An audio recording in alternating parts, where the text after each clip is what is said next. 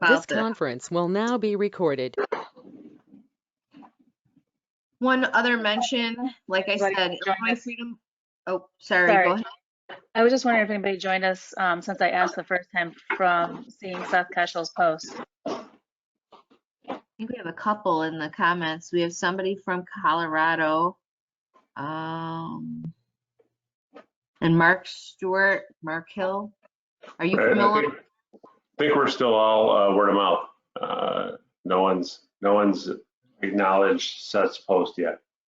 Cool. All right. Well, if you do or whatever, we'll check in along the way to see if anyone from Seth joined, just so we can kind of keep a count on that. So Illinois Freedom Alliance is our sponsor. It's where we are keeping all of our recorded sessions, and they're a grassroots effort here in Illinois. They started in the Rock Island, or is it St. Clair? Which is it, Ken? St. Clair, right? It's Rock Island.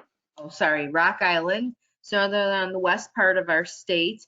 But they were very active during our primary and midterms elections. And so Ken and I support the board there, and they're nice enough to let us use their website to keep our sessions there. All right. So before we get started, or before we start reading, I don't know if anyone here, and just sort of chime in if you've gone to see the Declaration of Independence, but the original document still resides in the National Archives in Washington, D.C. It's on Constitution Avenue, and it's surrounded by the Department of Justice. So it's free admission, but I do think they keep the groups small. And I just sort of posted this here if anybody's interested in taking a trip there. I don't know, Michelle, if you went to go see it. I know you were in Washington, D.C. sometime last year, right? Am I muted? You're good now. Okay. I didn't go there, but I was in D.C. I was more interested in going to the White House Visitor Center to see if they had Biden's name up there yet as the president, which they did not as of November of last year, which I think is interesting. It is interesting. But I did not go to see the Declaration. Kind of things that make you go, Yeah, I checked it in July of last year, then we went back in November for a wedding, and so I wanted to go back again to see if it was there yet, and still not. So we were almost 2 years into that presidency, and he's at the actual the official White House Visitor Center. His picture was not up there, and there was no end date on President Trump. It had 2017 hyphen and no end date. Right. I don't know. It just. Dun, dun, dun. I wish they. Oh, go ahead, Ken. No, I was just making dramatic sounds in the background because we're getting into Q territory here. We also have I don't know if it's a prop plane or a helicopter, but flying overhead. Anyway, and by a show of hands, a lot of people have their video on, and normally I have my video on, and I wore a really pretty red shirt for you guys today. But anyway, by a show of hands, has anyone else gone to look at it? To me, it's interesting. I did have a few friends that went to see it, and obviously if this is a real photograph, it's hard to see the original signatures, except for I think John Hancock's, right? Okay. Right. Michelle had asked everybody to turn their cameras on so we could all have sort of a more personal experience. So that's a nice idea, and anybody who can do that, who has the bandwidth, we'd appreciate it. All right.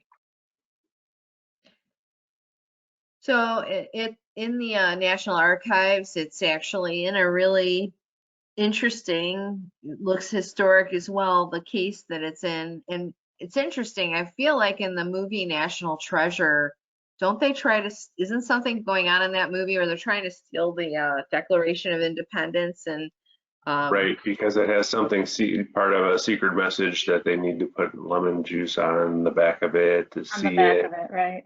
Yeah. Right. So I don't know Oh, how many people saw National Treasure, but it's a pretty good movie. And anyway, it's one of the most maybe visited it's fiction. oh yeah, exactly. So I don't know if everybody knew that, but it was one of the most visited documents in the entire world.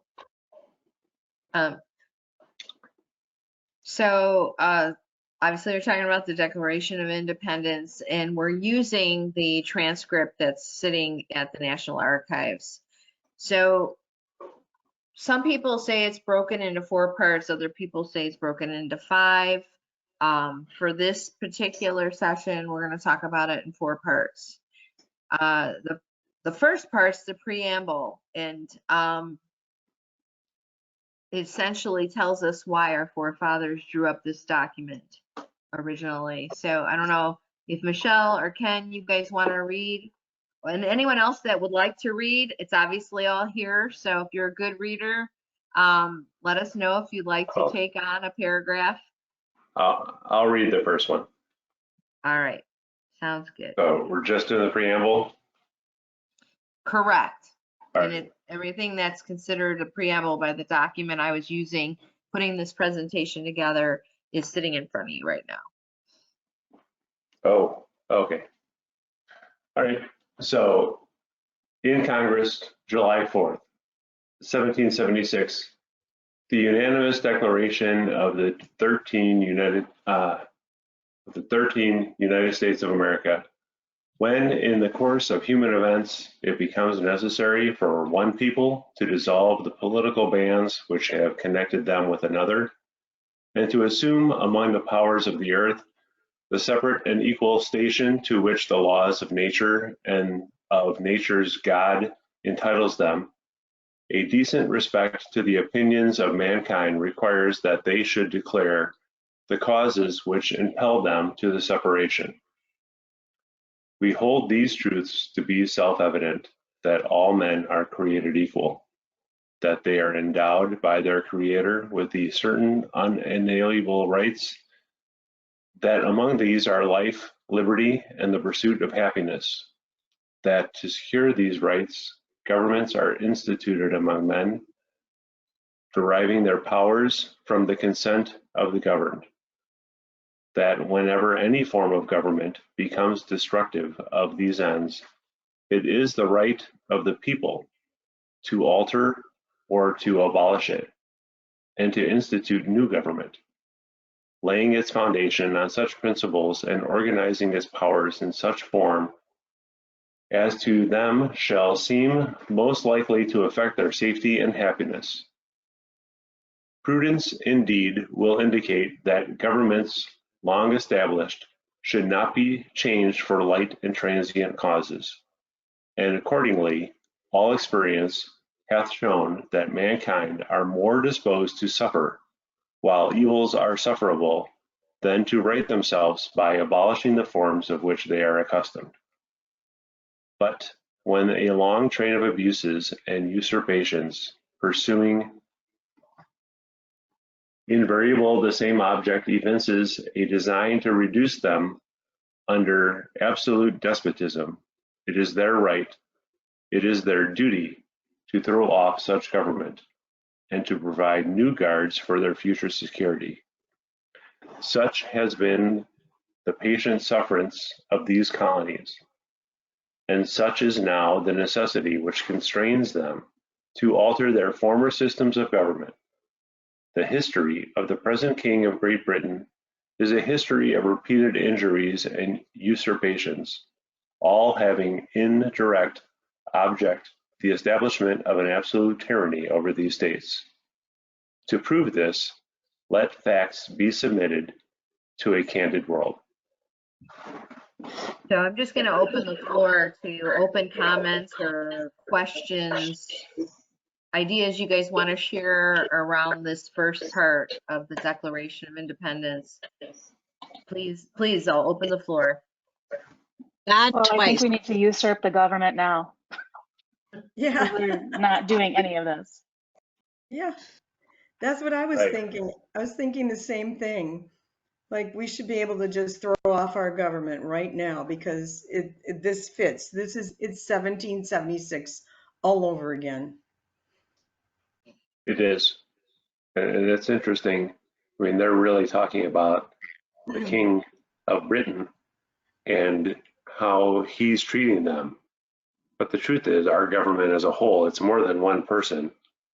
But, you know, the will of the people is not being expressed by our government. And our founding documents give us the tools to do something about it. And it's fascinating to me. Mark and I were talking candidly as everybody was joining, but it's fascinating to me that this document, written so long ago, is so perfectly written to be a framework for us to do something about what we're dealing with now. We just need to help everybody remember that this is what our country's founded on, and we have the tools in place already.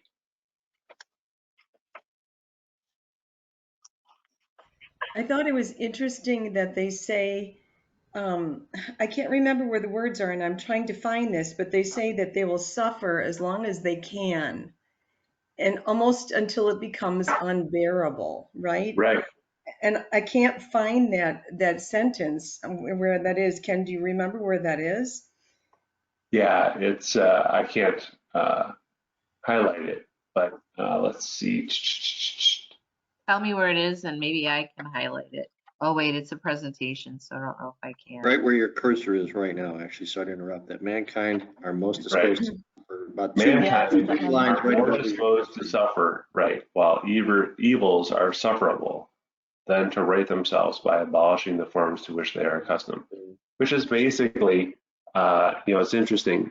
Jody and I and a couple of us on this call were at an event on Saturday that Charlie Kirk was at, and there was a great speaker there who talked about the fact that back in the day, back in this day, when people spoke and the people who lived in the colonies before they were states and lived in the states when they were first declared their independence, they were well educated. They spoke, they used English properly. They used the right words to say what they wanted to say. And they put a chart up that shared the idea that, you know, before 1776 and in the first couple of decades of the history of our country, the presidents spoke to the masses and wrote speeches that were in an appropriate language that you would call like, you know, accelerated college level English. It was, you know, using English the way it was intended. And sadly, we've slowly declined, and now the president and vice president speak at approximately an 8th grade level, which is very sad. But that statement that we just read and reread is basically saying that people resist change. You know, people, for whatever reason, and I think conservatives are more guilty of this than liberals are. It's easier, feels easier to just grin and bear it and deal with whatever we're accustomed to than try to figure out how to change it and make it better.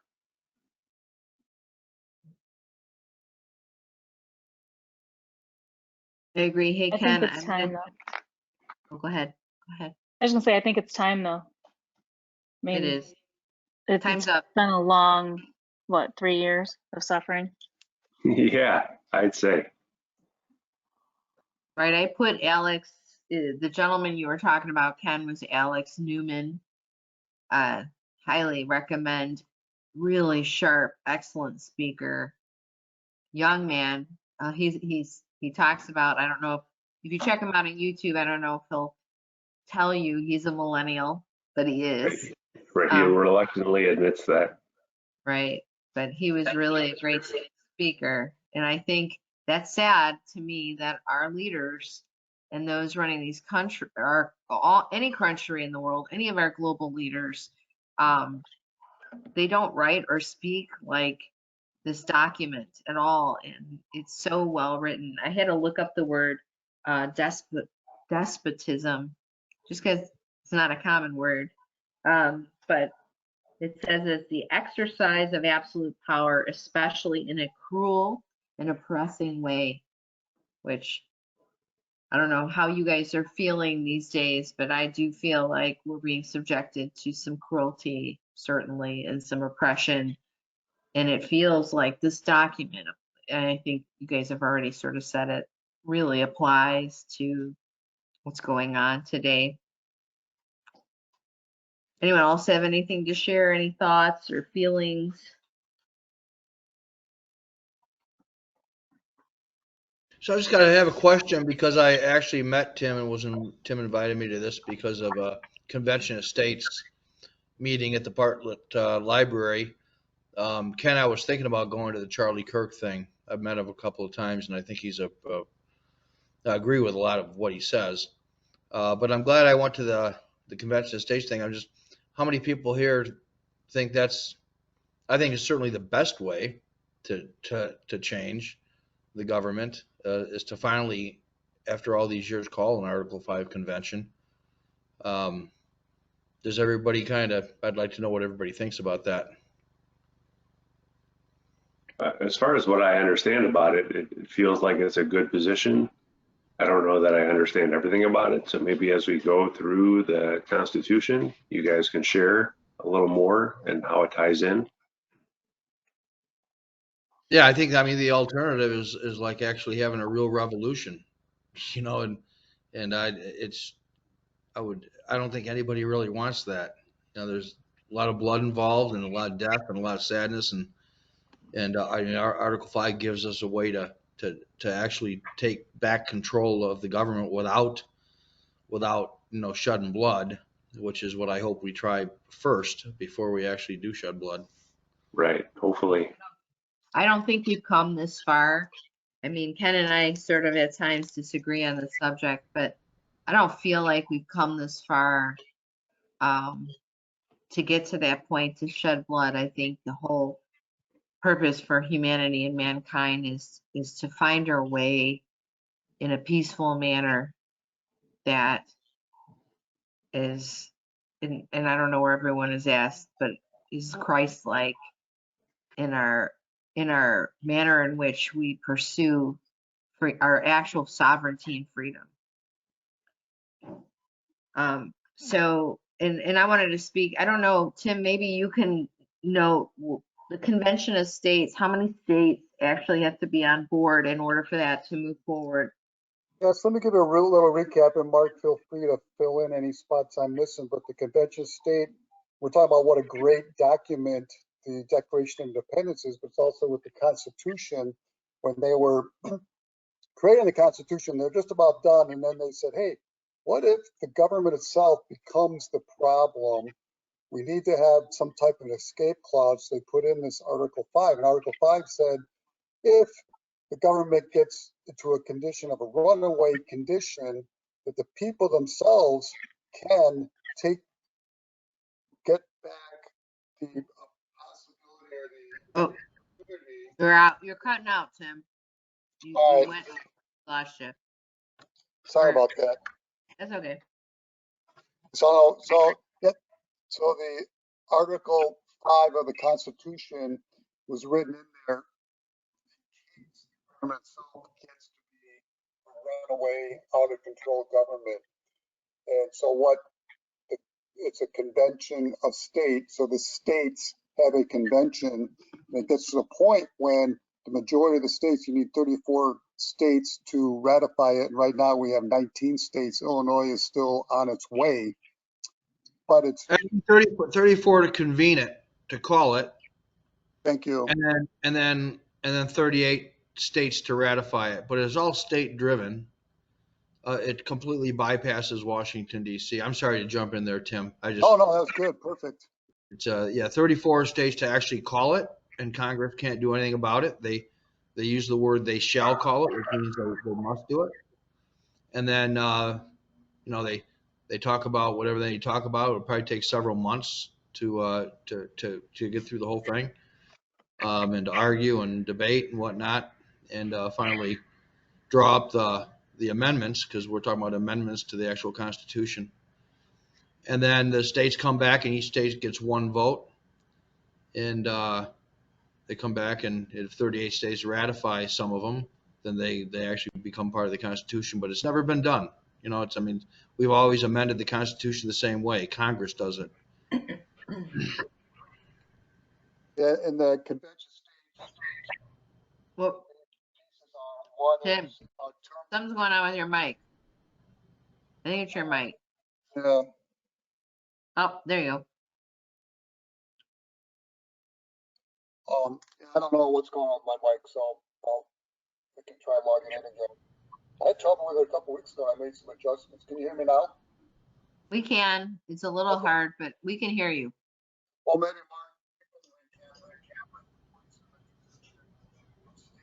Nope, we can't hear you.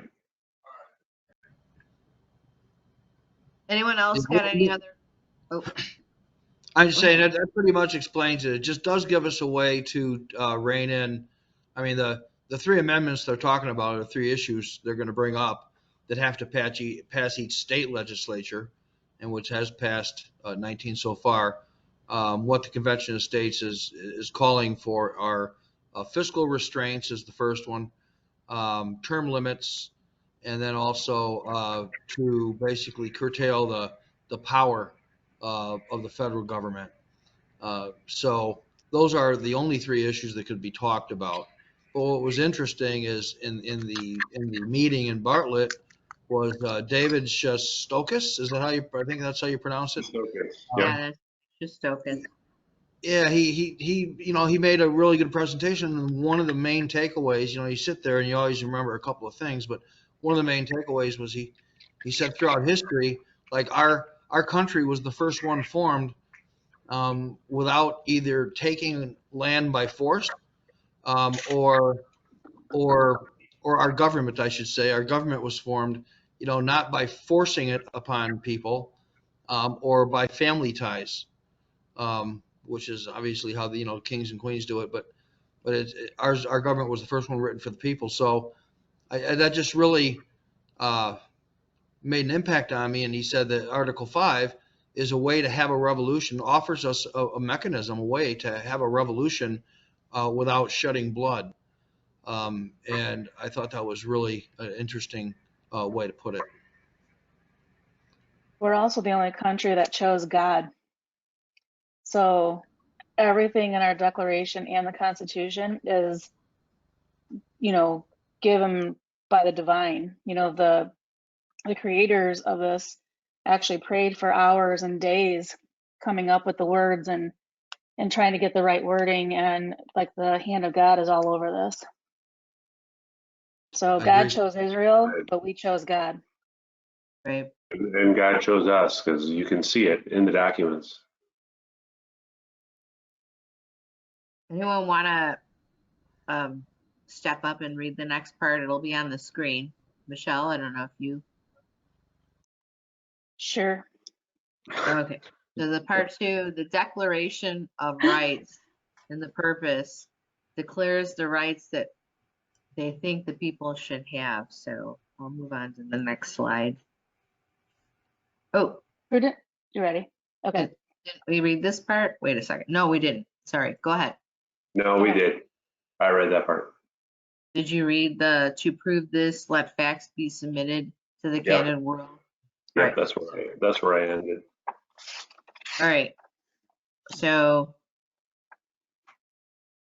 part 3, a bill of indictment purpose, what England has done wrong and explains why they are demanding their independence. So that was part of the preamble, but it's also known as a list of grievances. So we'll go on to that. There you go. Okay. And it's a 2-pager because there's a lot of them. A lot of grievances. I might read it from my book because I think it'll be a little easier for me to read it, if that's Sure. okay. I think when I read it along with Ken, it was exactly the same. So he has refused his assent to laws, the most wholesome and necessary for the public good. He has forbidden his governors to pass laws of immediate and pressing importance unless suspended in their operation till his assent should be obtained, and when so suspended, he utterly neglected to attend to them. He has refused to pass other laws for the accommodation of large districts of people unless those people would relinquish the right of representation in the legislature, a right inestimable to them and formidable to tyrants only. He has called together legislative bodies at places unusual, uncomfortable, and distant from the depository of their public records for the sole purpose of fatiguing them into compliance with his measures. He has dissolved representative houses repeatedly for opposing with many firmness his invasions on the rights of the people. He has refused for a long time, after such dissolutions, to cause others to be elected, whereby the legislative powers incapable of annihilation have returned to the people at large for their exercise. The state remaining in the meantime expose all the dangers of invasion from without and convulsions within. He has endeavored to prevent the populations of these states, for that purpose obstructing the laws for naturalization of foreigners, refusing to pass others to encourage their migrations hither, and raising the conditions of new appropriations of lands. He has obstructed the administration of justice by refusing his assent to laws for establishing judiciary powers. He has made judges dependent on his will alone for the tenure of their offices and the amount of payment of their salaries. He has erected a multitude of new offices and sent hither swarms of officers to harass our people and eat out their substance. He has kept among us in times of peace standing armies without the consent of our legislators.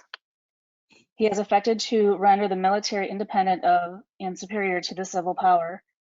He has combined with others to subject us to a jurisdiction foreign to our Constitution and unacknowledged by our laws, giving his assent to their acts of pretended legislation, for quartering large bodies of armed troops among us, for protecting them by a mock trial from punishment for any murders that they should commit on the inhabitants of these states, for cutting off our trade with all parts of the world, for imposing taxes on us without our consent,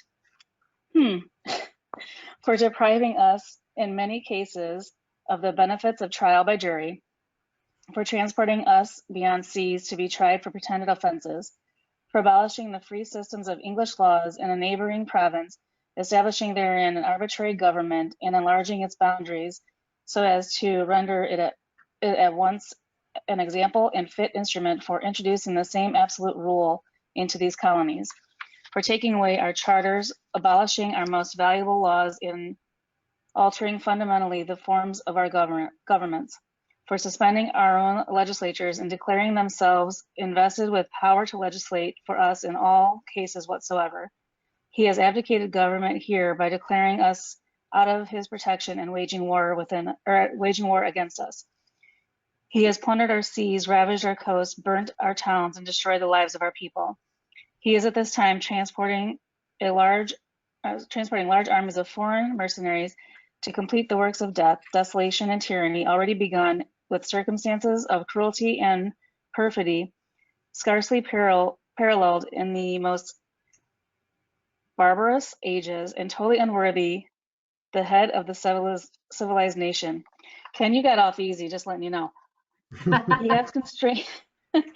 He has constrained our fellow citizens taken captive on the high seas to bear arms against their country, to become the executioners of their friends and brethren, or to fall themselves by their hands. He has excited domestic insurrections among us and has endeavored to bring on the inhabitants of our frontiers a merciless Indian savages, whose known rule of warfare is an undistinguished destruction of all ages, sexes, and conditions. In every stage of these oppressions, we have petitioned. Am I to keep going or stop? Michelle, That's the grievances. yeah, those are the grievances. So I wonder how many people in her reading this, despite the fact that it's in proper English with the correct and appropriate words and chosen to describe, or the best word chosen to describe. There's many things here that I just, again, if you asked me a year and a half ago, 2 years ago, that like if anyone said this is 1776 all over again, I didn't understand. I probably didn't. I did because I knew something was wrong and a lot needed to change. But some of these statements, like it is literally happening all over again when I don't know how I go back on the slide, but I'm trying to remember. There's a few statements in the first part where he talks about obstructing the laws for naturalization or obstructed the administration. Wherever your pointer is.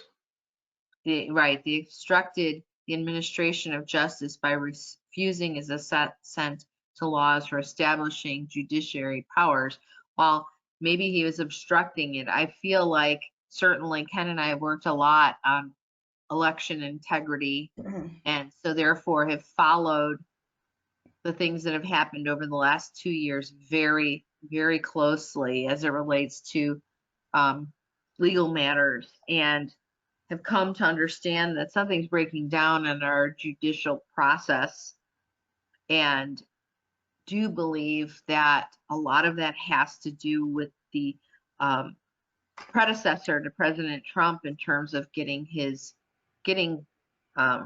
essentially owning the judicial courts in every state across the United States, that has sort of allowing them to control our the judiciary powers in a manner that's a bit subversive.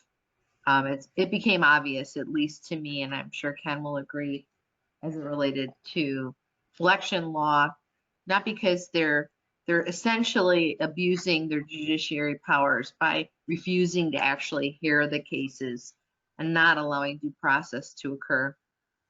So I don't know. There's a lot of grievances here, so I don't know if anyone else was relating to some of them as it relates to what's going on right now in our world. But this is so pertinent to the 1776 moment, and I think, my gosh, how did we get here? How are we why are we redoing this?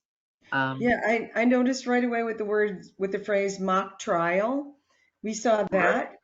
Cut off Yeah. trade, impose taxes, deprive trial by jury. I wrote them down as you were reading them, Michelle. Tried for pretended offenses. I mean, almost every paragraph has something that is exactly the same as what's going on today. It's Right. amazing. It is. They're talking about things that are very specific in one way. They're very specific to what they were going through in that moment. As colonies, the king was in England trying to rule them from afar. And there's some terminologies and some of the specifics that are just really in the weeds. But if you step back just a tiny bit, you can see everything that we're going through. The bastardization of the judicial system. We literally are living in a lawless state right now. And then the overreach of the government, their decisions to just let people gush into the country with no regulation as it relates to immigration, but so involved in our personal health care choices. I mean, it's just it's all up and down this list of grievances. Almost every single one of them applies today. Yes. Right. I especially like that he is kept among us in times of peace, standing armies without the consent of our legislators. I understand it talks of, so I think about the word Ukraine popped up in my head immediately when I heard that line. I don't know if anyone else has any comments. There's so many grievances here. I like the one right above that, where he says, which I think is really applicable, is he has erected a multitude of new offices and sent hither swarms of officers to harass our people and eat out their substance. Right. That's 87,000 IRS agents. Yeah, that last statement, eat out their substance. It's an interesting choice of words, but it's the reality of it. Well, it's everything. It's like the Department of Education and so on. Right, They have all no over. business being in the Constitution, or has no business because it's not in the Constitution. Right.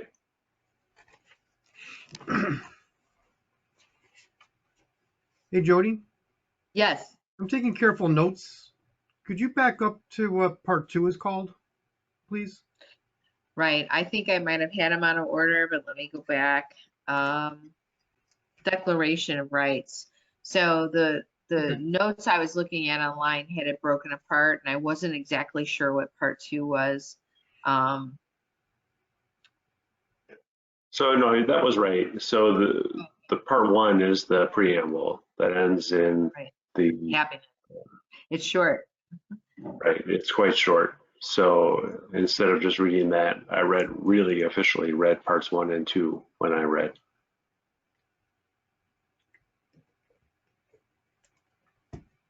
And I think it's important to declare, they're declaring their rights for our country, right? Before we get into the grievances. So here are our rights. And then they go, here are the problems right after. So, Right. I'm glad we backed up to this because I think it's really important. The first sentence of this: prudence indeed will dictate that government long established should not be changed for light and transient causes. Currently, every fad piece of crap thing that's going through Congress and social media, which is ridiculous, is changing our laws. Why, in the moment, we're having this strange transgender revolution and this hyper-focused set of ideas related to whatever label you want to call it, saving the planet. We'll just call it that. And we're instituting laws and changing things dramatically. We're hearing about potentially natural gas and gas stoves will become outlawed. And at least portions of the country are entertaining the idea that, everybody will have to buy an electric car. And it's just huge changes, sweeping changes, all at the hand of our government, where this is just right there in black and white. We are not supposed to be changing our laws and our government for such transient ideas. But in the name of climate change, though. right. And so that's a whole separate conversation, right? Right, it is. I'm trying not to get into the weeds on the subjects. It's just that there are a lot of very just somewhat superficial, time relevant, current topics that are driving much of what's going on in government right now. And then sort of the old traditional laws are kind of getting kicked to the side. Our Second Amendment rights would be one of those things. Right. Interesting. There's a line here, Fred. Thanks for backing us up to it. The history of the present King of Great Britain and a history of repeated injuries and usurpations, all having. I had to look that word up, and it's really it's an awesome word. If you right, they use a lot of big words. So I don't know if he's suggesting they're just repeating themselves. But the word tyranny obviously shows up as well. I don't understand how, like people today are not seeing the nature, the tyranny that's actually happening is kind of shocking to me. I think they've leveled up in the way that they actually present the arguments, and that's why that 5th generational warfare is so important. Understanding it, because they really, while they might have dummied down their words, the information war that's going on is quite confusing. So one of the things I find interesting about this is it almost takes you back to the English Revolution where they had the Magna Carta, and the whole gist of the Magna Carta was, hey, king, you have to follow the laws too. And we have this document, it's perfectly laid out as far as deductive reasoning, and we now have a current government who basically doesn't follow the laws. Exactly. Right, so for imposing taxes on us without our consent. So, I don't know, Michelle, maybe you got a red pill for us about taxes and the Federal Reserve and the IRS, which isn't really even. Does everybody on this call know that the IRS is not really A part real of our entity. federal government? So kind of by a show of hands, or even if you can unmute yourself, just let me know if you're familiar with the Act of 1871 and the Federal Reserve. I'm not. So show of hands, you guys are familiar? Yes, familiar. Okay. Yeah, I can't raise my hand visually, but I am. So back in 1871, Ulysses S. Grant was president at the time, and we still had a note that we had to pay for the Civil War, and we weren't able to pay that off. So we actually borrowed money from the Crown, from England, and what they ended up doing was changing one word in the Constitution from of the United States to for the United States, I believe it was. But anyway, they changed the Constitution, and what ended up happening is all of the world bankers all got together, and all the big money people, the Rockefellers, the Rothschilds, the Astors, the Strausses, Guggenheim, JP Morgan. So they all got together. They were meeting in Jekyll Island. This was the end of the 1800s going into the early 1900s. And I think they met for the last time in or really started meeting at Jekyll Island in 1910, I believe it was. And what they wanted to do was come up with a federal banking system so that what they could do is actually lend the money to our government and take over the note. And it was sold to the people as that it would be part of the federal government, because what they did was made it the quote Federal Reserve, but it was never part of the federal government. And that wasn't fully expressed to the people. So what we were doing was paying back that note to them. They were paying the Crown, and this has really been kept from the people. So anyway, that's kind of what that's about. But man, there's a huge red pill that has to do with the Titanic and with all those bankers. And I'll just lay it out there. You guys can research it for yourself. So JP Morgan actually owned the Titanic. They were in the middle of still constructing it. And what they did was, it wasn't finished. It was set sail in 1912. And it was Strauss, Guggenheim, and Astor and JP Morgan Chase were on that ship. And JP Morgan Chase got off the ship with all of his stuff, and they set sail a ship that had been refurbished and was not really fully ready for sail. Actually, they shouldn't have set it sail, because it really wasn't refurbished completely, because it had been in a wreck. And that was actually called the Olympic. And they set that sail, changed the name of it to the Titanic. So everyone thought they were sailing on the Titanic.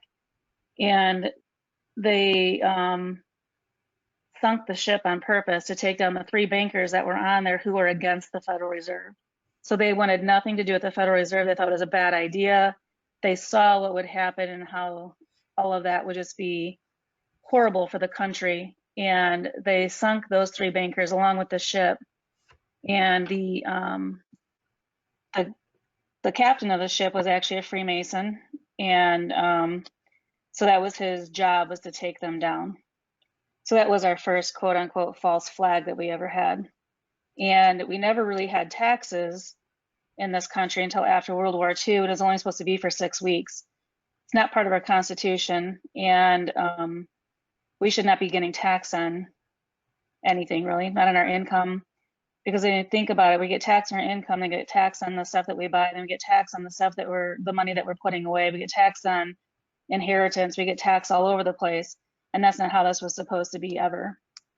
So anyway, just do some of your own research, but you can really look into that. Look up Jekyll Island, and you'll find all of the information there. Mel K actually did a great thing on Jekyll Island probably about a year ago. It was fantastic. So you can go on to her website too and just see if you can find it there. I started pulling together, I think last week we talked a little, or last time we met, we talked a little bit about a variety of things related to 5G, and I started building a list. So I'll send that email, add Mel K to it, because I know General Flynn mentioned a few influencers. Yeah, Rochelle Mel K, just like you spelled it there. And I know Michelle and I talked about, and Ken, obviously we might take a field trip down to Jekyll Island, just because not that I think spiritually it's not actually a very good place, but it's interesting from the history of the United States, the history we don't know about, and certainly what Michelle talked about, and hopefully everyone is in a place where they understand that some of this you can't really Google it and find the actual answers.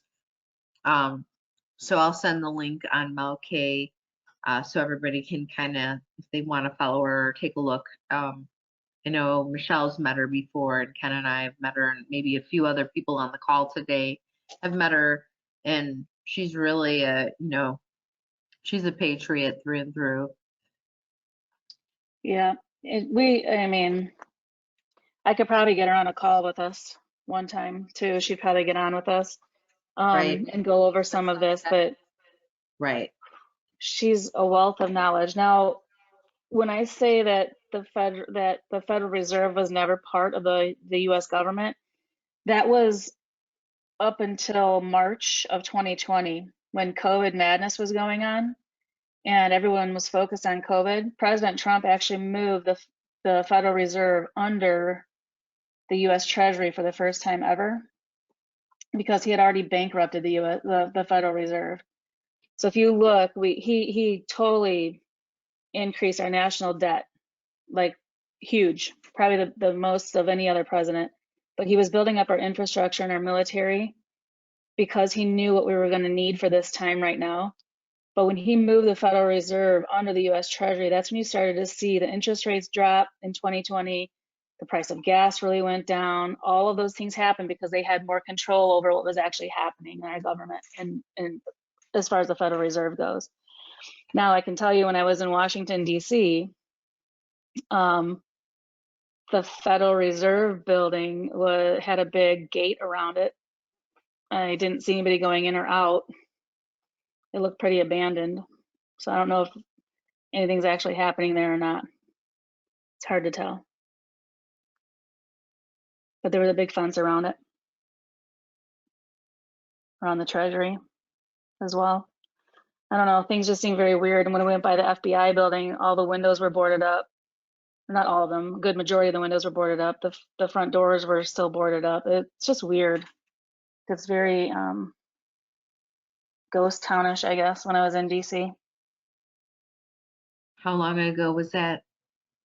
That was November. Oh, that's not long ago. Mm-mm. Even in July, like I think in July it was actually worse. There was fewer people. There seemed to be more people in the streets in November, but in July for sure it was very strange. Like there weren't a lot of people around. So I know in I think it was spring of 2019. Ken, correct me if I'm wrong. We were there. Ken and I were there in DC, and it was pretty active.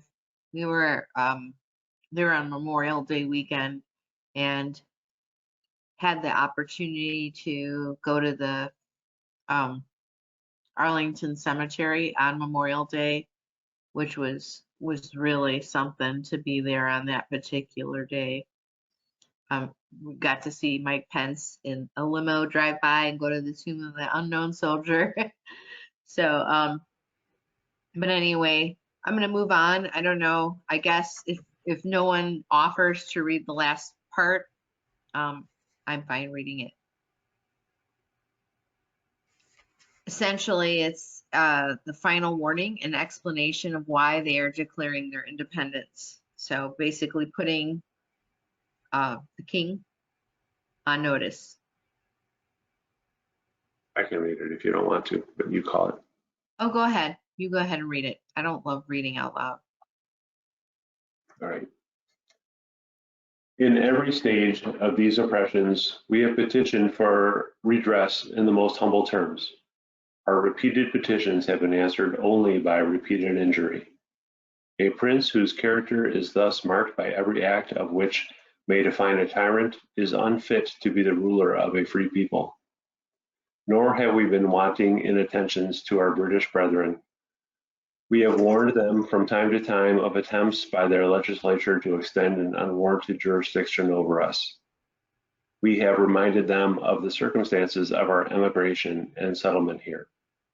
We have appealed to their native justice and magnanimity, and we have conjured them by the ties of our common kindred to disavow these usurpations, which would inevitably interrupt our connections and correspondence.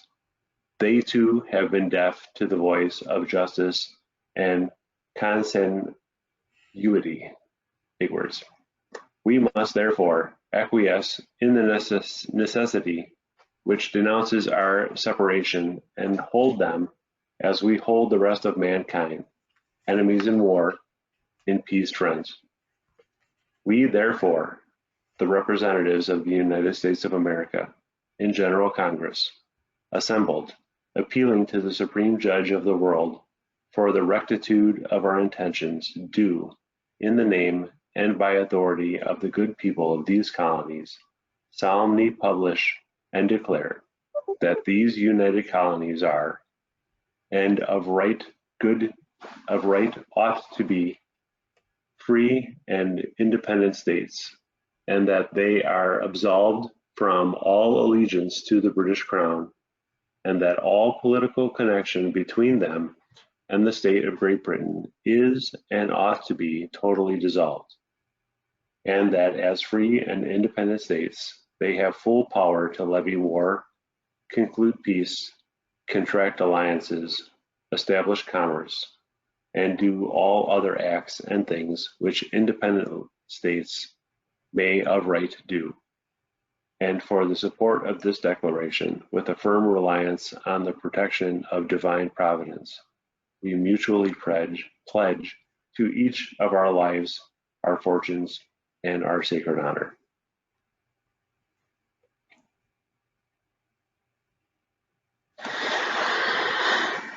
Sorry, I had to race through it. I get choked up sometimes when I read that because it is really a profound statement. You Well, did. appealing to the supreme judge of the world. I mean, again, it's back to a God thing. Like, it's our right as image bearers of God, as human beings with souls, just our value as humans. And I don't understand all the people that say we have to leave God out of politics and that our country is not religiously based and it's all these atheism and everything else. And I'm like, but it's the foundation of why we have rights at all as humans. It was the whole basis of, what gave them grounds to even declare this, firm reliance on the protection of divine providence. I mean, we got to get this back to God for real. It's throughout all of it, over and over. Absolutely. Absolutely. And why do you think they're working so hard to erase God? And when I say working so hard, it's not a recent thing. They're playing the long game on that. They slowly just keep eking away. And I agree with you, Rochelle. 100%. There's a key word in this section I just caught. I read this 4 times getting ready for tonight, and I ran over consanguinity. I just didn't pay any attention to it. I just looked it up, and it means descended from the same ancestor. And so again, you see the whole idea of image of God and so on. Interesting. Thanks for that. That's interesting. Right, and that's the thing is these documents clearly are by God's hand because they say exactly what they need to say. And it's just fascinating. It really, I agree with you, Rochelle. I'm not arguing with you, but I think our attitude about this should be slightly different. We don't need to bring God back into our country. He's here already. We need to shed the BS argument that God doesn't belong here. Agree. Well, we certainly need all his help. I mean, we literally need to just pray and pray and pray about this because we're not just battling our government, we're battling the global elite who are far more wealthy and powerful than anybody thinks. They are absolutely playing a long game.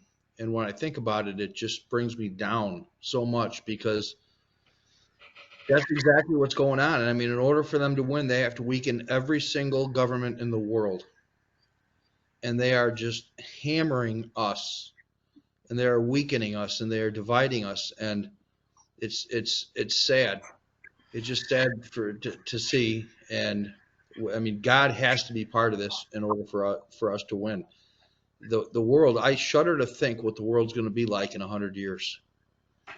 It will be it'll be ruled globally by some kind of global council, and that council will have control over every country in the world. I truly think that. I think that's where they're going with it. I mean, Klaus Schwab is the most dangerous man in the entire world, as far as I'm concerned. It blows my mind the people that don't even know who he is or know what the World Economic Forum is. I don't know at this point how they don't. I agree. So, Well, Shauna, Jody, as we saw, last week, was that last week still, or was it, I don't know. Anyway, it was a while ago. Last week or the week before, when I spoke in front of our board here in Grundy County, and I talked to them about the World Economic Forum. Even the Grundy County chairman had no idea who the World Economic Forum was, no idea who Klaus Schwab was, no idea who Yuval Noah Harari was. Like, they don't know who these people are because they're so busy with their everyday lives. Yep. People were shocked they didn't know, but like, did any of you know about the World Economic Forum and who Klaus Schwab was prior to maybe 4 years ago? When we started really digging into some of this stuff, that's when we found out. So people wake up at their own time, but I felt like when I spoke to them, I wanted them to at least be aware of who these people were, so maybe they can do their own digging and really realize why these things are being pushed down here in Illinois and how involved the Pritzkers are. Michelle, did you hear anything back from those board members? So the one board member, the chairman, had texted me afterward and just told me what a great job I did. I did follow up and I emailed all of them. I emailed them my speech and I emailed them a Word document that had all the links of everything that I referenced in my speech. All the links were in that Word document, but I haven't heard from anybody since. I will share in an email for everyone. I'll link to that meeting so they can hear your speech, and anyone that wasn't present. I would say closer to 80 patriots showed up, and we were all very peaceful. We all sat. They gave us extra chairs. We all sat in the chairs, and Michelle was basically the first after they did a roll call and said the Pledge of Allegiance. And we all stood up, which was awesome because it let them know that almost everybody, but maybe one or two other people were there for Michelle. And they looked surprised, right? They looked surprised because they are getting told lies or fabrications about conspiracy theories. It's easy to lump everything into a conspiracy theory. And so, I do think that had a great impact. And I do know anyone that's on this call that's in Illinois.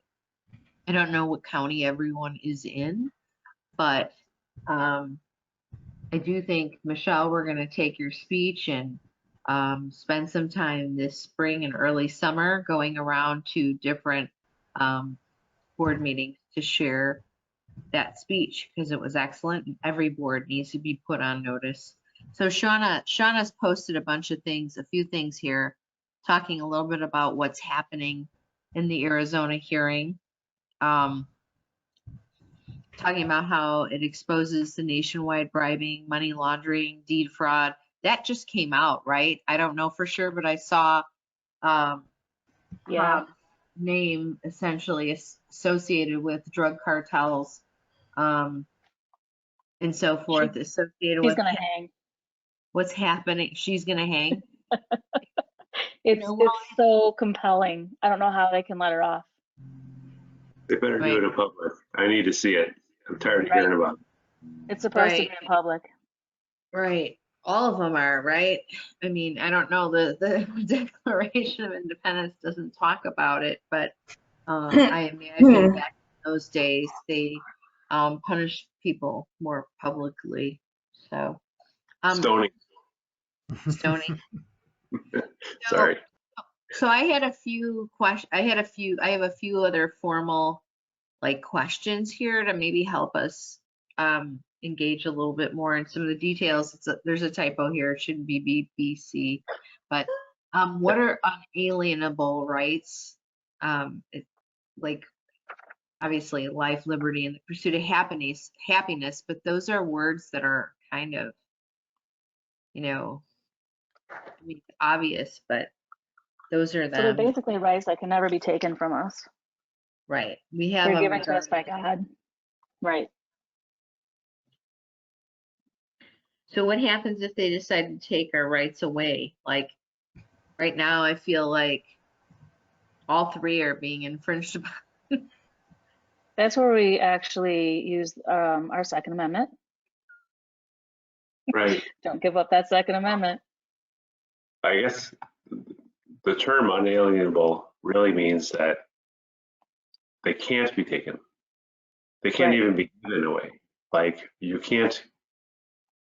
I can't give away my right to the pursuit of happiness or liberty or life. I mean, obviously I could kill myself, but that's a different conversation. So I can't even give it away. So nobody can take it from me. And that's the significance of that word. I left that one up. So yes, the Second Amendment is all about protecting all of our other rights. But the truth is the terminology is that those rights are just undeniable and permanent for all men. So if people could get that in their head and understand that that's really where we're starting from, I think everybody's perspective in many of these conversations would be different. But despite the fact that we hear that phrase and talk about it all the time, and then embarrassing things like our vice president quote it and leave out the word life because she's promoting abortion, so she can't say life is an unalienable right. All those weird things happen that muddy the water, and we are spoken to like we're eighth graders, so we don't have conversations that are really intellectual conversations about what we deserve and what we have, the power that we hold all by ourselves, separate from what the government can say to us. My understanding of happiness isn't being happy. It's the pursuit of good fortune. Right. Correct. Yes, it isn't the pursuit of having a smile on your face. Yeah. Exactly. Right. I do believe, for some of us who have not taken the vax for religious or medical reasons, they're using some creative ways to take some of these rights away from us. They're cloaked, I guess, the way they're taking them, which is very frustrating because it's hard to have a conversation because some of them are being taken in complex ways that are hard to bring to light. I have Right. a Well, question for Michelle, if I may. Sure. Thursday, you mentioned something about the swabs for the vaccine, Mhm. contained vaccine, Mhm. which is very troubling to me because in order to keep my job, I had to be vaccinated or I had to be tested all the time. And so Right. I've been swabbed more than 50 times. Yep. And so are you saying that I've been vaccinated 50 times potentially? Not necessarily. What they've shown us and what you can look up on the NIH website is you can actually they're putting a vaccine on the end of cotton swabs, so they're saying that they can vaccinate people that way. So that's partly why they were telling people not to allow them to do that anymore. But I have no proof for sure that they're doing that with this vaccine or these swabs. I do know that they are a lot of them. So if it says EO on the outside of the swab, they're actually sterilizing ethylene oxide, which is a carcinogen, which is used in a lot of dental, like to sterilize dental instruments. But that they don't know applies what to the uptake is, yeah, to sterilize the dental instruments, but they don't know what the uptake is on that when they sterilize them. But you're only going to the dentist usually twice a year. You're not getting swabbed 52 times a year, right? Like every week. So that was part of the issue too, is just making sure, just kind of protecting yourself from that as well. I have lots of friends in your situation too. And they were making us test at work for a long time. We're not testing anymore. Are you guys still testing? No. Oh, that's good. Yeah. The nice thing was at my work anyway, they were kind of letting us do it on our own. So you can take that for what it's worth. But just something to be aware of that is out there, and no matter what I say or what anybody else says, I just hope that people are doing some of their own research as well and not just taking it for face value. But there are lots of doctors you can look at. I don't know if you're on Telegram, but on Telegram, several doctors that you can look up on there, or even independently of Telegram, you can look them up now on Twitter. Don't go to Wikipedia, obviously, and don't Google them. Don't use DuckDuckGo. But Dr. Sherry Tenpenny, Dr. Brian Ardis, Dr. McCullough, Dr. Mercola. So these are all doctors that you can look up and look up their research. If you're on Telegram, you can actually search at the very top and you can put in PCR test at the top. You can search anything up there. You pull it down, there's a search bar, and you can search all of Telegram. You can put PCR test and you could put ethylene oxide or EO and it'll pop up, or you can put PCR test and put vaccine, or even put vaccine on the end of cotton swabs, that kind of thing. And a bunch of things will pop up that you can actually go in and research further. Thank you. I You're will say, welcome. Fred, just so you know too, because there's a lot of disinformation out there about some of these. Well, some of the doctors are homeopathic, like Mercola, but I went to Mercola in the mid 90s actually for a vaccine related issue. And he helped me. It took a while for him to help me, but he's the real deal. And I know he has spent his whole career, fighting to treat people with medicine in the manner he has. So I can't say enough about him. Enough positive about him. Yeah, Dr. McCullough is a true critical thinker. He is a true problem solver. And there aren't that many of those kind of people left in the world today.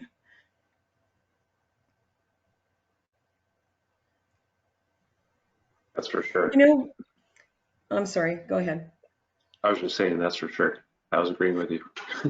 Okay, I was going to say, I didn't realize that the Declaration of Independence actually came before the revolution. I guess I always thought that it was like after the revolution saying, okay, we're independent.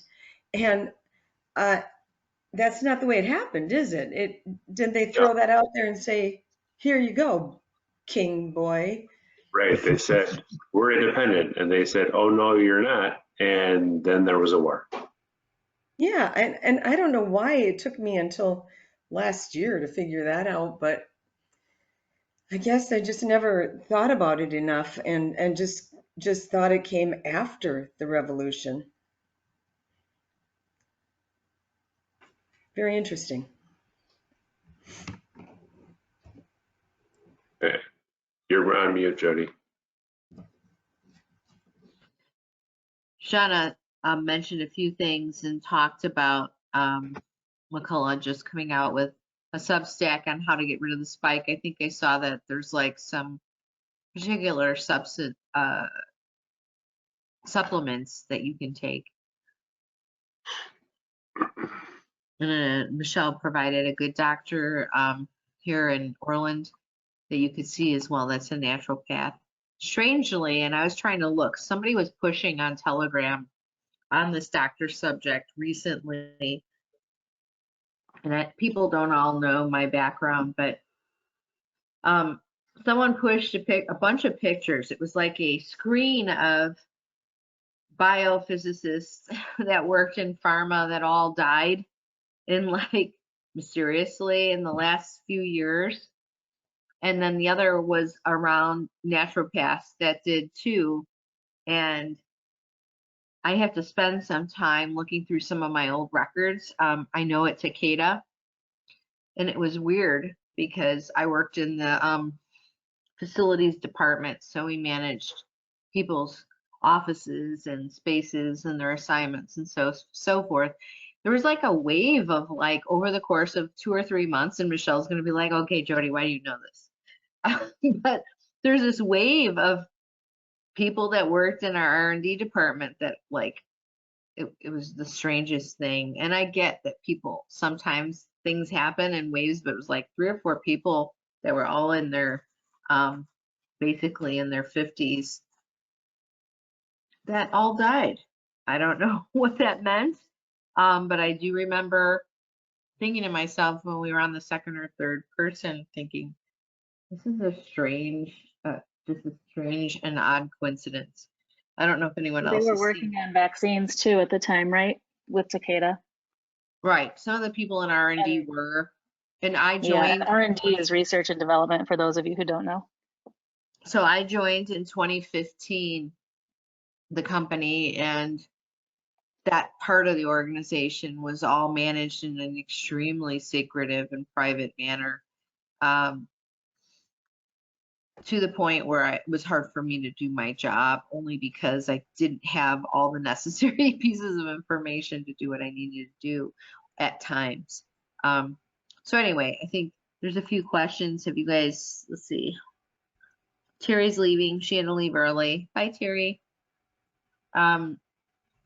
Anyone have any comments about the first paragraph? Not to try to backtrack, but some of these questions, I didn't want to interrupt us reading it. Are real, you know, I just wanted to kind of revisit some of it. Declaring that separation from the English government. I wonder if we could do that today, right? Declare our separation from our current government. Well, I do it anyway in my head. on some level, the whole New Illinois concept is a separation kind of idea where you split off something new and build something new. But right, I think if we tried to really do a separation, we'd probably be met with the same response and have a kinetic war again.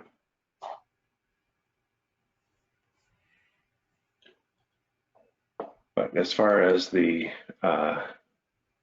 why are they obliged? So they basically say a decent respect to the opinions of mankind requires that they should declare the cause that impels them to be separate. So, I mean, for other countries to take them seriously and to recognize them, you know, like if France is going to open up trade with the colonies or continue trade with the colonies or renegotiates trade, I think that's part of, you know, having a good case to their public as to why you should acknowledge us as separate, and then also building the case among your own public, because not everybody's going to be all for this idea of leaving the British crown and the largest empire on earth, especially given that a lot of them were, you know, proud patriots of the British crown. And so not everybody was anti-British. And so you have to build up, you know, that list of grievances, and you have to really kind of build in all of these supporting things. But I think that was kind of their point, to just, hey, everybody, out of respect and just so you know why. Right, Right, I I agree. agree. I think many people don't understand that it was only somewhere between 10 and 15% of the colonialists who were for the revolution. Right, because they're not all businessmen, and they're not all literate, and they're not all reading all of the legislative parlor, you know, up-to-date news, and they're not, you know, they might notice armies being courted and things like that. They might notice the kind of burden of soldiers and things, but their day-to-day lives aren't spent in this higher level world where the guys who are writing this and are running the government and owning the businesses and making the commerce function, and so, like, they know what's going on. But the day-to-day people, I mean, they're not wrapped up in it. Right. Sounds familiar, doesn't it? Yeah. 250-year-old sleepers, basically. So those people were choosing safety over freedom and decided to interpret the British Army milling around as a protective force instead of an oppressive force, because they didn't feel capable of protecting themselves. And that's what's going on now. It's more of a socialist agenda than it is a military agenda, but we're being worn down through inflation and a variety of other methods. So, you know, the lockdown and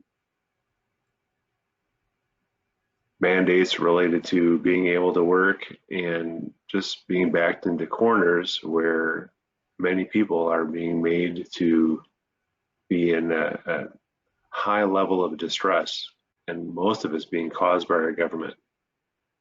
And the reason is because they want us to turn to the government to be rescued.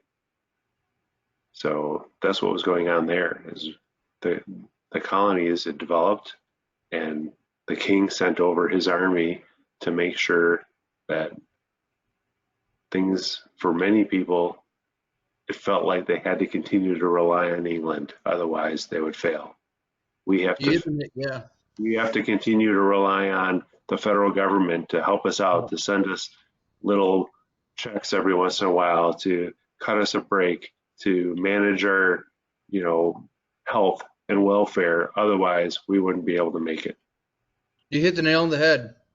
Yeah, absolutely. And that's what they're doing. You know, rely on me, vote for me, and I will take care of you. Instead of you taking care of yourself and relying on yourself, you hit the nail on the head. And unfortunately, we're at the tipping point to where we're almost, maybe we're past it, where there's more Americans that literally want to rely on the government than to believe in our founding principles. And when we get to that point, I mean, eventually it will all implode. You can't, there's not enough money. You know, you can't suck that much money out of every American, so it will implode. But why do we want that to happen? There'll be chaos. There'll be complete chaos when that happens. And then the government will step in and say, using the force of the military, they'll say, there's so much chaos now that we have to use the military to keep the peace. And then we'll be even under more control. And I see it happening. Ken, I think you hit the nail exactly on the head. Rely on me, vote for me, make sure we stay in office, and we will take care of you. Right. It's too hard to govern and manage myself, I think is what the thought is. That's what they're trying to get us to think. Right. And I'm afraid you're also right in the sense that we're over the hump already. there's already more people who would be happy to live in this. I don't even know what you'd call it, but it would clearly be a socialist environment where the government would have more control over their life than they would, just for the sake of all the things that they wouldn't have to worry about. Again, it's the whole safety over freedom argument. And the sad thing is, in every single one of the cases where we can look at history and see how socialist regimes unfolded, they fail because the safety over freedom argument is a fraud. There is no safety. Yeah, you hit the nail on the head again. So you're just giving away freedom, and nobody gets that freedom back ever. Well, until there's another revolution and, tens of thousands or millions of people die, and there's, that's nobody wants that. It's a horrible, horrible thing. But I think it eventually probably will come down to that. I read many years ago, and I wish I could find it, and I've tried and I can't. I read an article where there was a question. It was probably, I don't know, 10 years ago or so, and they asked the question in 1970. They asked the public, would you game the government entitlement system for your own benefit? And like 5 or 6% of the people said they would. And then they asked it in, I don't know, 2010 or 2015, and like 68% of the people said they would. That's where we're at. That's where we're at as a country. Yeah, sure, I'll just, and Said they would or said they are? Huh? They said they would or they said they are currently doing that? Well, yeah, they said, I guess the question was, would you? But yeah, you're right. Now here it is, 10 years later, and yeah, they are. Right. I mean, I don't think 68% of the people are, but there's way, way, way too many people that are gaming it, which takes away the money to the people that really need it. But Ken, you've said so many things that really just are spot on. We're at a horrible, just terrible point. That's why I'm going to spend more time with Convention of States. But after having this conversation, would that even be enough? Like, if we actually were able to call a Convention of States and get 34 states doing 38 states to ratify some smart amendments, would it even matter? Right, but you may mention would it matter, but the paragraph 2, I just want to kind of come to this. Many people have mentioned it. How are the rights secured? They're secured through God. God gave us these rights. Yeah. So for those of us, and everybody's on a different journey here, but in terms of their timing as far as waking up and where they're at, coming to understand that we need God in this solution. We cannot keep him out of the solution. Man is not, God gave us these rights, and that's how they're secured. And we do need more people to come back to the church, not the church in the formal sense, but into comprehending why we're here and who put us here. I might hop through some of these. But we go back though, before you leave that question, you're right. God secures our rights and grants our rights, and as we discussed, they're inalienable. We can't even give them away. But the text of the Declaration talks about the way those rights are secured is through government. But there's the very important phrase, a government instituted among men and deriving their powers from the consent of the governed. Yep. That's in our world, in the world of mankind, where we have to exist with one another, that's how we secure our rights. And that is the fundamental breakdown right now because of election fraud, because of the corruption, because of the uniparty. The idea of the consent of the governed is, it's just crumbled up and tossed aside. It isn't a part of the equation. Right. They don't care about our consent currently, or government. They're working for their own benefit. You know, so many, all the people in this movement, everybody who's part of the Patriot movement shares the same idea. The corrupt government that we're dealing with right now treats us like we need to respond to them when they're supposed to be working for us. They treat us like the king treated us in 1770. Right. They do. They treat us like we're their subjects. Right. Yeah. Well, it says so if you know anything about modern psychology, what is the direct object of the King of Great Britain and his treatment of the colonies? We the people are being, it's interesting the use of words, but we were objectified. We were treated like objects. We were not treated. He has to take away our rights as human beings in order to, I guess all those grievances are around him treating us, we the people, like we have no rights. It's complicated because we were really tricked. I mean, in terms of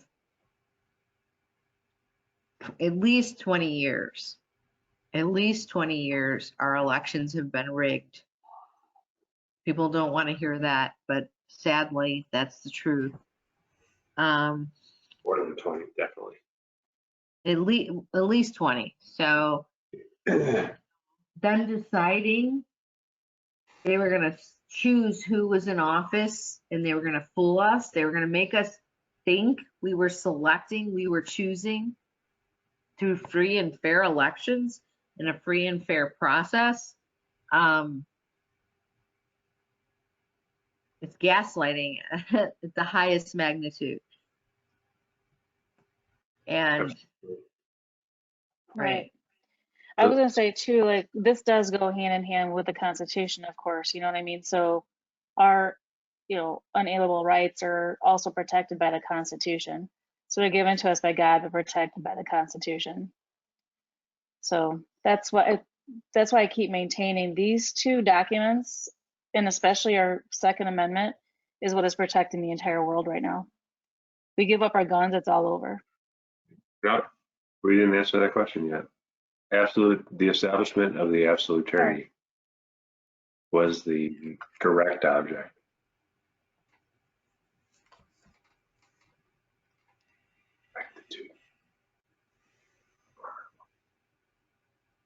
You're on mute. They use a lot of big words in this document that we don't in common English today use. I don't know if anyone has any thoughts on some of these words like rectitude and formidable. I think I have a couple others. Prudence and Rectitude was correct. Formidable is worthy opponent. Prudence is caution, and tyranny is subjugation and abuse.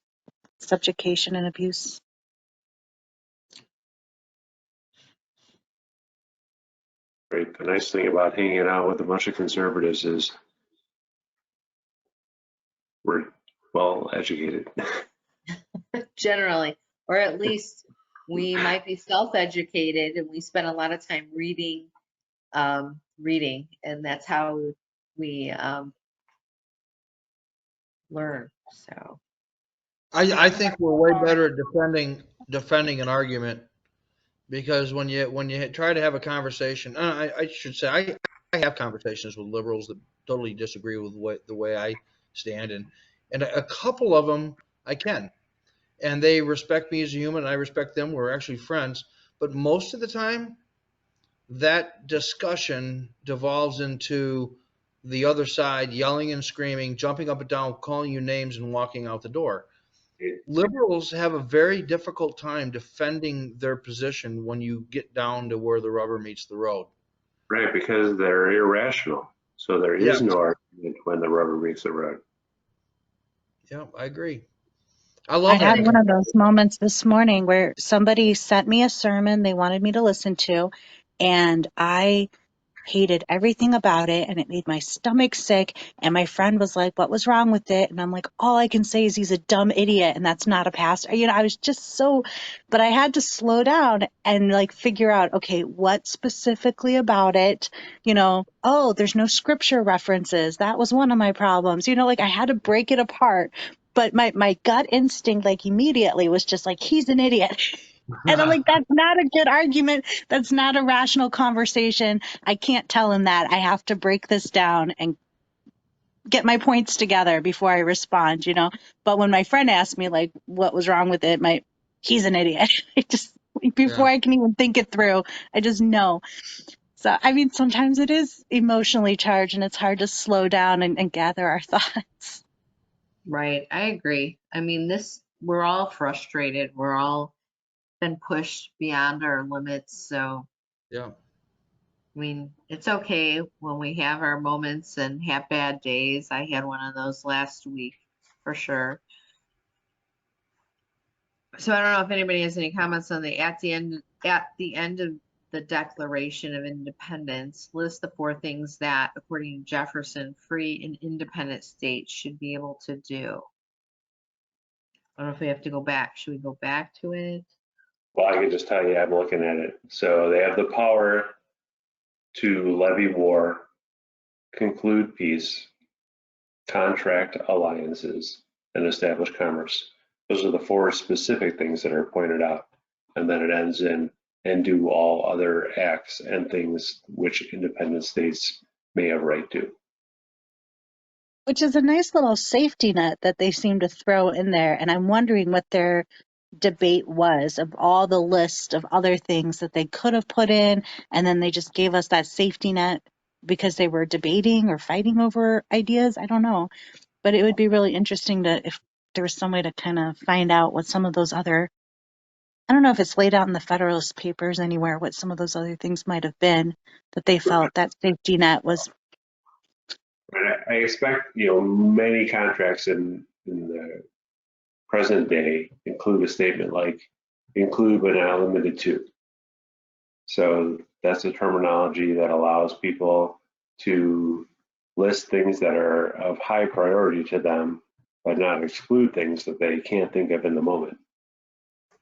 I was just Yeah. gonna say that kind of like, this is kind of like an all-inclusive statement that for whatever they couldn't think about at the time, this kind of encompasses all of that. Exactly, because the idea of listing a finite list and deciding you would think of everything is sort of self-defeating. So that's a mistake. It's But just like then, other duties as assigned. right. But then they did clearly all agree that there were some things that they should point out specifically, and that were wage war, declare peace, contract alliances, and establish commerce, which definitely are high priorities as far as a country is concerned. Would have been pretty cool to be there when they were debating it. I agree. I think there were several days of some really amazing debate. Yeah.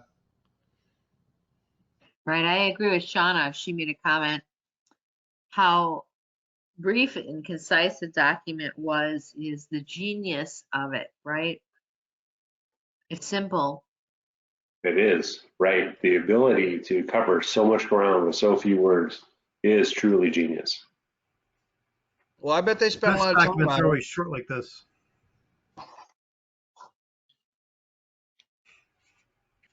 What was that, Fred? The best documents are always short. Right. Short and sweet. Yeah, one of my favorite quotes was by Mark Twain or Samuel Clemens, and he said to a friend, he said, I was going to sit down and write you a short letter, but I didn't have time, so I'm going to write you a long one. So the beauty of editing, work down to it's just whatever is just needed, and Right. this document is just a stunning example of that. Right. So he didn't have time, so he was just going to gush a bunch of stuff onto paper. Exactly. He was going to vomit a bunch of words out and mail it, but this document, the Declaration, is just a great example of every single word has significance, and really no more words. I'm sure they argued over every single word. I'm sure. Hey, I want to read some facts about the Declaration of Independence that we may or may not be aware of. I found this great article on history.com. I don't know how many people knew that it wasn't signed on July 4th, 1776, was not signed. See, I'm trying to look for the date. Actually doesn't tell me. There were things going on that delayed the signature of it. I think it was actually August 2nd, Ken. 1784. Oh, really? It says most of the delegates signed in on August 2nd of that year. So apparently more than one copy of the Declaration exists. I didn't know that. When the news of the Declaration of Independence reached New York City, it started a physical riot. So on July 9th, apparently, it reached New York was already having issues. You sure it wasn't Chicago, Ken? It wasn't in Chicago. Otherwise, it would have been. Isn't that the story that they knocked the statue down of the king and melted it down and used the lead for bullets during the war? Yep, it says the statue was subsequently melted down and reshaped into more than 42,000 musket balls. Good Lord. Oh, perfect. Excellent reuse of that statue. Yes. Supposedly 8 of the 56 signers were born in the UK. Were born in the UK, not here in the United States. Supposedly one of the signers later recanted his signature. Richard Stockton. He was a lawyer from Princeton, New Jersey. On November 3rd, 1776, the hapless delegate was captured by the British and thrown into jail, and he was treated harshly and tortured, and then he recanted his signature, of course. Somebody's kitty is enjoying this conversation. There was a 44-year age difference between the youngest and oldest signers. The oldest was Benjamin Franklin at 70, and the youngest was Edward Rutledge. He was a lawyer from South Carolina who was only 26 years old at the time. 2 additional copies of the Declaration have been found in the last 25 years. In 1989, a Philadelphia man found an original Dunlap broadside hidden in the back of a picture frame. He bought it at a flea market for $4. The Declaration of Independence spent World War II during World War II, it was in Fort Knox, apparently. I'm guessing they were hiding it, saving it, preserving it. Supposedly there's something written on the back of the Declaration of Independence. So in the movie The National Treasure, of course, Ken, you were mentioning this at the beginning of the call, Nicolas Cage, his character claims that the back of the Declaration contains a treasure map with encrypted instructions from the founding fathers written in invisible ink. Unfortunately, this is not the case. There is, however, a simple message written upside down across the bottom of the signed document. It says, Original Declaration of Independence, dated 4th of July, 1776. No one knows who wrote it exactly, but during the Revolutionary War years, the parchment was frequently rolled up for transport. They carried it around with them, apparently.